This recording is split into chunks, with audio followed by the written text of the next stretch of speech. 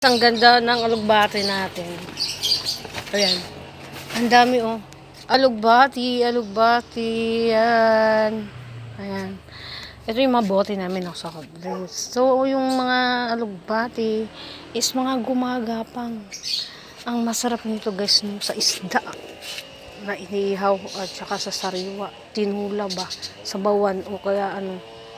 Yung sabawan lang siya na may lami kayo kahit sa bangus kay masarap dito yung sariwang isda at saka sa inihaw basta masarap to sa lahat kahit gisa lang. Manguha kaya tayo guys, manguha tayo, maggulay tayo dito mamaya. Ayan o, dami. So ang ating malunggay, ayan po guys, ang ating malunggay. Ito guys, napaka the best, 100%. Masustansya sa ating katawan.